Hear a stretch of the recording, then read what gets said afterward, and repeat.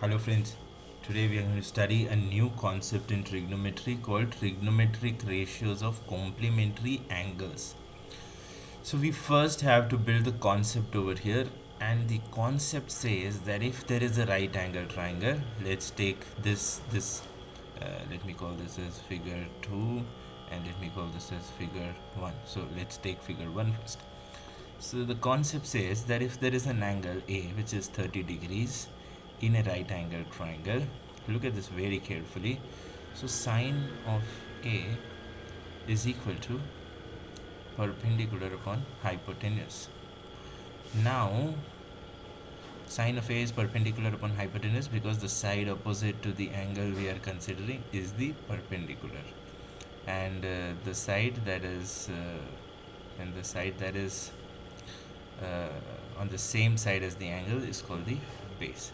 So if I take sine of A, it is called perpendicular upon hypotenuse, and if I take sine of B, it will be B, that is base upon hypotenuse, because for this angle the perpendicular is B. Okay, so and if I take cos of A, okay, cos of A is base upon hypotenuse, and if I take cos of B, it will be perpendicular upon hypotenuse by the same logic. Now if you look at this very carefully, sine of A is equal to cos of B. Do you see this? Sine of A is equal to cos of B, and sine of B is equal to cos of A. Do you notice that? Sine of B is equal to cos of B. Also, if you look at the numbers, so I just compared these values, okay, these values in the triangle. Okay, now let us look at numbers. If A is equal to 30 degree, then sine of A is equal to sine of 30 degrees, right? And the sine of B will be equal to sine of B will be equal to sine of 60 degrees, because if this angle is 30 degrees, angle A is 30, angle C is 90, and angle B, we know that sum of angles in a triangle is 180 degrees, so angle B will automatically become 60 degrees, and cos of A is equal to cos 30 degrees, and cos of B is equal to cos of 60 degrees. And I also know from my table of trigonometric ratios that sine 30 is equal to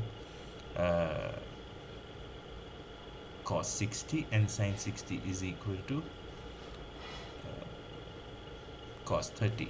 So I know these values as well, and that is the point we are trying to drive at, that the complementary angles if trigonometric ratios are equal, which means, now look at figure 2, look at figure 2, which means that if I have sine of theta, it will always be equal to cos of 90 minus theta. Let's validate this. So sine of 30 is equal to cos of 90 minus 30, that is equal to cos 60, which is exactly what we proved here. So you have to remember these formulae, that sine of 90 minus theta is equal to cos theta, and vice versa, and which means that cos of 90 minus theta is equal to sine theta.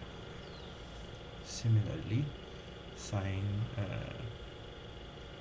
tan of 90 minus theta is equal to cot theta, and similarly the reverse is also true, that is cot of 90 minus theta is equal to tan theta, and The same thing is true for cosec and sec also. Cosec of 90 minus theta is equal to sec theta, and sec of 90 minus theta is equal to cosec theta. We'll be solving a lot of problems based on these questions. So do by heart these formulae really well.